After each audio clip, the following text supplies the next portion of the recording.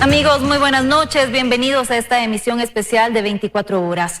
El presidente de la República anunció ayer la nueva propuesta de medidas económicas para solventar los efectos de la emergencia por el COVID-19. El gobierno insiste en la búsqueda de recursos.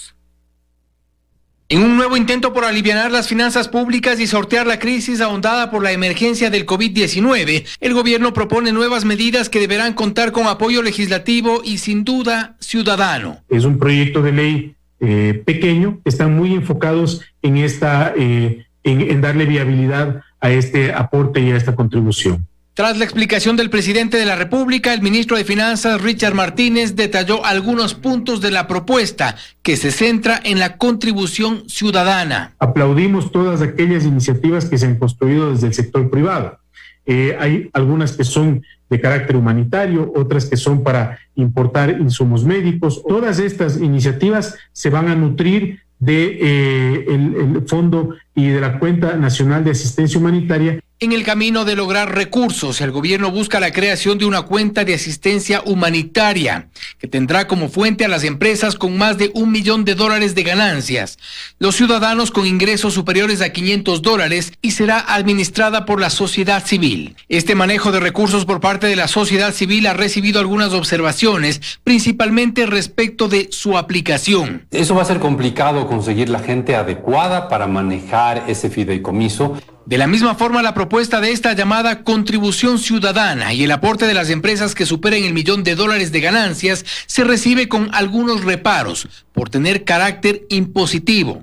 Tenemos ejemplos, una empresa como TAMI que ya acumula pérdidas por $200 millones y sigue abierta, destruyendo riqueza de los ecuatorianos. No obstante, el gobierno también presentó alternativas para alivianar la crisis laboral y económica de los ciudadanos. Se plantea, por ejemplo, la cobertura del seguro de desempleo del IES a 120 días y que este cobro del seguro de desempleo sea en no más de 7 días. También se plantea que no habrá desalojos mientras dure la emergencia y después de 60 días. Y existe la propuesta de créditos con periodo de gracia. Todos estos instrumentos están diseñados para aliviar el peso de las obligaciones que tenían que hacerse durante estas semanas. Uno de los grandes desafíos de esta crisis es conservar los empleos, evitar que las empresas quiebren y de esa manera se destruyen empleos. El gobierno aspira a recaudar $800 millones a través de la llamada cuenta humanitaria. Sin embargo, se trata de medidas aplicables vía ley y para ello se requerirá apoyo legislativo, aún en espera. En Quito, Fausto Yepes, 24 horas. En otro tema, desde la perspectiva de género, el confinamiento sería un detonante para la violencia intrafamiliar. Las emergencias y denuncias presentadas durante este mes muestran evidentes cifras ocultas de un problema social invisibilizado por el aislamiento social. Una abrumadora reducción de denuncias de violencia intrafamiliar o reportes de emergencias por violencia de género podría ser alentador, pero en medio de una cuarentena la lectura es distinta. La violencia, el miedo y el silencio conviven ocultando una verdad. Estamos seguros que hay un subregistro que seguramente va a salir a la luz cuando pase toda esta pandemia, tanto de mujeres como de niños. Pero los casos de violencia están allí. El confinamiento en casa podría ser el agravante en hogares con violencia habitual y un detonante en familias supuestamente sin signos de maltrato.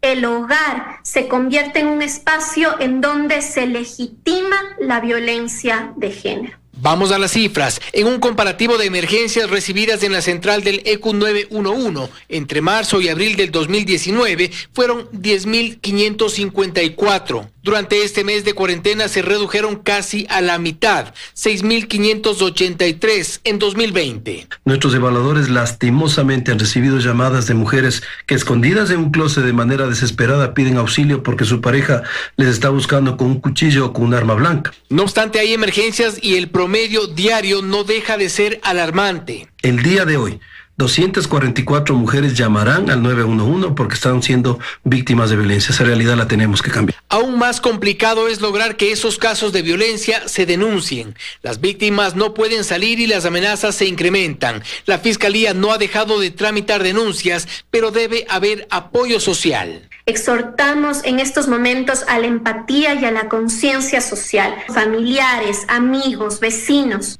Y es que en el caso de las denuncias, los números a la baja generan incertidumbre de lo que pueda estar pasando en medio del silencio de las víctimas. De acuerdo al promedio de denuncias antes y después de la emergencia por delitos sexuales, se redujo en 83%. Y denuncias por violencia de género menos 89%. Desde el Consejo de Protección de Derechos se proponen medidas que puedan ir más allá de los protocolos. No basta una línea 1-800. Tarea para todos quienes sean testigos de actos de violencia, para que el confinamiento no termine por tapar una realidad que bien podría ser peor a la que nos reflejan los números. En Quito, Fausto Yepes, 24 horas. La ministra de Gobierno, María Paula Romo, confirmó este sábado que 6 policías fallecieron con diagnóstico positivo de COVID-19. Aún se analiza si otras muertes de la institución estarían relacionadas con la enfermedad. Según las cifras, se registran 7.257 casos positivos en el país. Con cifras más cercanas a un panorama real, dice la ministra de Gobierno, por la cantidad de muestras procesadas al día, Ecuador llega ya a los 7.257 casos confirmados. Según el registro de un total de 22.649 muestras tomadas, las personas fallecidas suman 315. Los casos descartados, 6.944. Los casos con alta hospitalaria, 411. Y conforme apliquemos más pruebas, conforme tengamos más capacidad para hacerlas, los resultados seguirán subiendo, tanto de positivos como de descartados, porque se aplican más pruebas. Las 5 provincias con mayor número de casos son Guayas con 5.290, Pichincha con 606, Los Ríos con 227, Manabí con 204, Azuay con 154 casos positivos. La gran mayoría de casos se presentan en ciudadanos cuyas edades están entre los 20 y 49 años.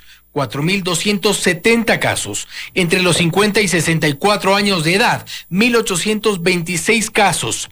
Más de 65 años, 926 casos. La ministra de Gobierno, María Paula Romo, confirmó que en la lista de los fallecidos están 6 policías confirmados con diagnóstico positivo. Y 5 que están registrados como posible COVID, como sospecha de COVID. 11 policías han perdido la vida por motivos relacionados al virus y a estar en primera línea haciendo su trabajo. Aún se esperan resultados del registro de los fallecidos probables por COVID-19, que son 338. Ha pasado un mes desde que se emitió la declaratoria de emergencia en el país y el número de contagios no deja de alarmar. No obstante, las autoridades esperan que las medidas de aislamiento se cumplan. En ningún lugar del mundo estas medidas han permitido que el contagio sea cero, pero permiten mitigar, permiten evitar la velocidad del contagio si es que las cumplimos. Medidas que han sido cumplidas a medias en ciertas zonas del país, pero que se espera muestren su efectividad en la cifra de contagios reflejada en la semana entrante. Fausto Yepes, 24 horas. Ahora les contamos que pocas personas salieron este sábado a las calles para abastecerse de insumos, incluso en los puntos más críticos de Guayaquil. Sin embargo, más de 50 vehículos fueron retenidos por infringir la restricción vehicular. Así lucía el ingreso a la Flor de Bastión en Guayaquil el fin de semana pasado. Y así es como hoy lo encontramos. Si bien todavía hay productos, especialmente alimentos como carne, frutas y legumbres, que se venden al aire libre, en puestos improvisados e incluso en el suelo. Y hay carretillas ofreciendo encebollado, gente comprando, gente vendiendo, todos amontonados. Sin mascarillas ni ningún otro tipo de protección para evitar contagios. Lo cierto es que este sábado los desobedientes fueron menos. Pasó lo mismo en el suburbio, otro de los puntos críticos. Afuera del mercado de José Mascote, 7 días atrás, este era el movimiento. Hoy muy pocos compraron y muy pocos vendieron. Hasta un poco flojo, la verdad le voy a decir que está un poco débil la venta adentro. Las filas para ingresar a los supermercados del sector que solían lucir así ahora no pasaban de la cuadra. Tampoco las de las farmacias. Poca gente a pie había salido este sábado para abastecerse. Sí, porque ya tengo muy poca comida. Voy a comprar algo nomás en el mercado, una fruta y ahí ya me voy. E incluso las medidas de seguridad se habían afinado más. Es que hay que protegerse también. En los puntos de control vehicular distribuidos en la ciudad, la realidad fue bastante similar. En el que está Está ubicado a la salida del Cantón Durán. Los automotores, aún con las restricciones de movilidad, en fin de semana se solían acumular. Este sábado, cuando ya ningún vehículo particular tenía permitido circular, eran contados los que se veían pasar. No hemos tenido novedades, no registramos inconvenientes, adulteración en documentos. Y una vez que el reloj marcó las 2 de la tarde y el toque de queda entró en vigencia, el poco tránsito peatonal y vehicular que se habría registrado en zonas donde todavía queda algo de actividad comercial prácticamente se redujo a nada. Que es la rigidez aplicada a las medidas de restricción de movilidad en la que ha surtido efecto, consideran. Las medidas coercitivas que se han tomado en la retención de vehículos en días anteriores. De hecho, según cifras de la Autoridad de Tránsito Municipal, fueron 15 los vehículos retenidos y 36 las motos la mañana de este sábado en los operativos. Incluso las citaciones solo hasta antes del toque de queda eran ya 147. Es decir, hay rigidez. Luisa María Heredia, 24 horas. Mientras tanto, muy pocos vehículos circularon este sábado en las calles capitalinas. Esto luego de que el COE Nacional prohibiera la movilización de vehículos particulares durante el fin de semana. Los controles fueron estrictos, 116 vehículos fueron sancionados. Las calles de Quito lucieron así. Muy pocos vehículos circulando. Las personas optaron por caminar o salir en bicicleta para abastecerse. Y es que este es el primer fin de semana en el que rige la prohibición de circulación de vehículos particulares en todo el país. Policías, militares, agentes de tránsito y bomberos se desplegaron en varios controles a lo largo y ancho de la ciudad para verificar que esta medida se cumpla. En el sector de Quitumbe, en el sur de Quito, un amplio dispositivo de seguridad verificaba que los conductores porten el salvoconducto que los habilita a movilizarse pese a la restricción. Eso es lo que tienen que tener todos. Tenemos tanto el salvoconducto, RUC de la empresa, la carta que emite la empresa para la circulación y el carnet de identificación de los señores. Pero no todos cumplieron, como en el caso de este hombre, que llevaba en su vehículo a su esposa y a su bebé. Usted no puede transportar en este momento para supuestamente alimentos un carro vacío con un niño adelante y con su familia. Sí, el salvoconducto es personal.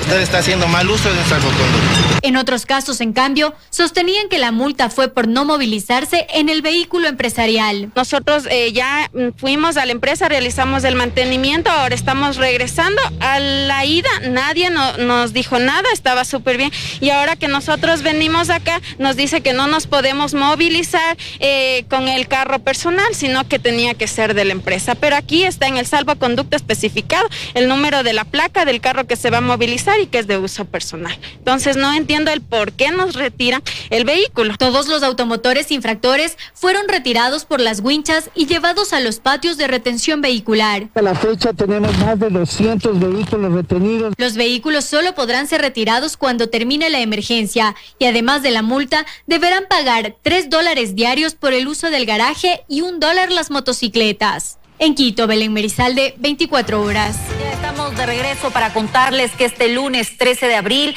empezará a funcionar el nuevo secuenciador que fue entregado al Instituto de Salud Pública e Investigación para realizar en Guayaquil 1.400 pruebas al día. Con esto se triplicará su capacidad. Vamos a ver. Es el secuenciador de pruebas para COVID-19 que este lunes 13 de abril entrará en funcionamiento en la ciudad de Guayaquil. Tiene una gran capacidad. En un turno de 24 horas se pueden procesar hasta 1.440 muestras. Es decir, vamos a multiplicar la capacidad de muestras solamente con esta máquina en 3 con respecto a lo que estábamos haciendo. Es que se trata de un equipo de procesamiento de alta carga que fue entregado en comodato por la empresa Rocha al Instituto Nacional de Investigación en Salud Pública y que a Guayaquil fue enviado. Hace una extracción del ácido nucleico seguido por una RT-PCR en tiempo real, la cual va a tener los resultados en 3 horas aproximadamente. Y que permitirá alcanzar una importante meta que se ha trazado el gobierno en cuanto al procesamiento de muestras de COVID-19 en esta y otras 2 ciudades del país como récord internacional. Esperamos pronto llegar a ser 4.000 muestras diarias, que ya nos permite estar en el número recomendado por los organismos internacionales y seríamos el segundo país de Sudamérica que más muestras haga al día. El secretario general de la Presidencia, Juan Sebastián Roldán, junto al gobernador del Guayas, Pedro Pablo Duar, recorrieron las instalaciones del Instituto Nacional de Investigación en Salud Pública, que están en el puerto principal, para constatar el avance en la instalación del secuenciador, que en poco más de 24 horas deberá empezar a operar. Y han dicho que tienen previsto también visitar hospitales, centros de acopio y lugares destinados al aislamiento de pacientes con coronavirus diagnosticados, con el objetivo de garantizar que haya una correcta atención para los ciudadanos y que los profesionales de la salud que están ofreciendo sus servicios en la primera línea de atención de esta emergencia cuenten con el equipamiento y los insumos de protección que requieran. Luisa María Heredia, 24 horas. Y los supermercados atendieron este sábado con normalidad, pero los estacionamientos lucieron vacíos, pues ningún carro particular podía circular. Algunos clientes olvidaron esta restricción y tuvieron que llevar sus compras a pie.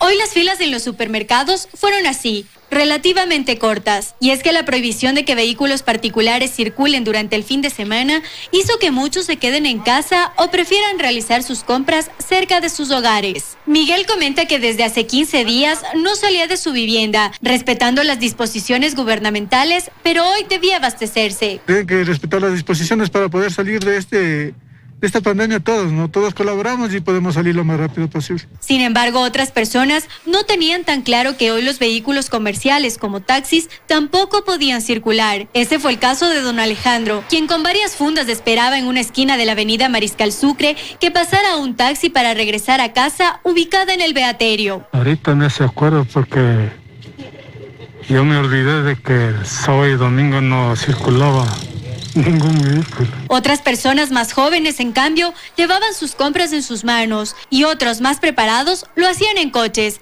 para que el camino sea menos pesado. Mientras tanto, las medidas de distancia social y los protocolos de desinfección, así como el uso de guantes y mascarilla, poco a poco van formando parte de nuestra nueva normalidad. En Quito, Belén Merizalde, 24 horas. Seguimos con más. Con un solo de trompeta a 20 metros de altura, los bomberos de Quito llevaron un momento de alegría a los moradores de Quitumbe, en el sur de la capital. Los vecinos salieron a sus balcones, ventanas y terrazas para olvidar por un momento lo duro del confinamiento. Veamos.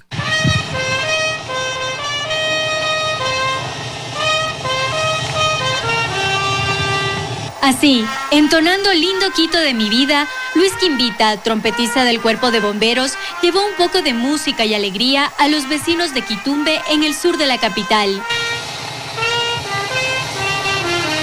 Subido en una escalera a 20 metros de altura, hizo que su talento ingrese a los hogares de cientos de personas que están confinadas desde el pasado 16 de marzo. Poco a poco los vecinos fueron saliendo a sus ventanas, a los balcones, a las terrazas. Unos cantaban, otros tomaban fotos o hacían videos para que nunca se nos olvide todo lo que hemos tenido que vivir. Mientras tanto, otros sonreían con la ilusión de que esta situación pronto pasará. Los más pequeños también disfrutaron del espectáculo. Admiran a los bomberos por su incansable lucha contra el fuego y hoy tenían a uno de ellos frente a su ventana, transmitiéndoles alegría. Luis comenta que esta idea nació hace poco, con el objetivo de llegar con un mensaje. Hacerles sentir que no están solos, que tienen a los bomberos que son sus amigos. Evidentemente emocionados por los aplausos y las muestras de cariño que recibieron los bomberos, sostienen que más trompetas llegarán a otros barrios de la capital para seguir llenándolos de esperanza. De aquí nos vamos a hacer 3 presentaciones más en el sur y también el día de mañana vamos a hacer otras 4 presentaciones más. En total son 8 presentaciones que vamos a hacer en estos 2 días. Solo unidos, solidarios y respetuosos de las normas, pronto romperemos esas barreras que hoy nos separan. En Quito, Belén Merizalde, 24 horas. Un gran gesto de los bomberos de Quito. Vamos a esta hora con Luisa María Heredia desde el ingreso al puente de la Unidad Nacional en Durán. Luisa, por favor, cuéntanos cuáles son los resultados de los operativos realizados este sábado. Te escuchamos. Hola Marisabel, buenas noches. Así es, seguimos aquí en el acceso al puente de la Unidad Nacional, esto es a la salida del Cantón Durán, que precisamente conecta a los 3 cantones con mayor cantidad de casos de COVID-19 de la provincia del Guayas, que son Guayaquil, San Borondón y Durán. Este es precisamente uno de los 5 puntos donde mayor concurrencia de vehículos normalmente se registra, el paso de los automotores dentro del perímetro urbano de la zona de seguridad. De hecho, y según datos de la Autoridad de Tránsito Municipal, aún con la entrada en vigencia de la restricción de circulación vehicular por un solo dígito, por último dígito de placa, tenían pues un solo día. En la semana pasada pues pasaron más de 8.000 vehículos al día, pero hoy eso cambió. Se ha registrado una reducción de al menos el 60% según los agentes de tránsito, policías y militares que aplican el control aquí en este lugar. Han sido muy pocos los vehículos que han pasado y no ha habido hasta la hora, estamos ya a las 20 horas con 23 minutos, casos irregulares en los salvoconductos, como se había pues suscitado ya entre jueves y viernes. Quienes han pasado por aquí han sido automotores vinculados a la cadena de producción alimenticia, de exportación, personal policial, militar, miembros del sistema de salud público y privado. El resto de ciudadanos, pues los que corresponden ya a vehículos particulares, parecen haber acatado la decisión de prohibir totalmente la circulación de vehículos privados el sábado y el domingo. Y esto creo que se debe a la rigurosidad al sancionar a los infractores. Se evidenció al término de la semana, las cifras lo demuestran. Desde las 5 de la mañana del jueves hasta las 2 de la tarde de hoy, la ATM ha retenido 166 automotores. Y de acuerdo con el Ministerio de Gobierno, son 5.186 los conductores de vehículos que han sido sancionados y 2.345 los conductores de motos sancionados. Por incumplir el toque de queda van ya 1.025 personas detenidas, 7.138 sancionados por irrespetar el toque de queda en primera ocasión, es decir, personas a las que se les impuso una multa de $100 y 239 sancionados por segunda ocasión, lo que implica una multa de $400. Les recordamos también que el día de mañana está prohibida la circulación para los vehículos particulares. Quienes lo hagan, pues será retenido el automotor y esto no le exime de la multa de medio salario básico también unificado. Es lo que te puedo informar desde acá, desde Durán. María Isabel en estudios, muy buenas noches. Muchas gracias, Luisa María, por tu informe a esta hora. Es momento de una pausa comercial, volvemos enseguida.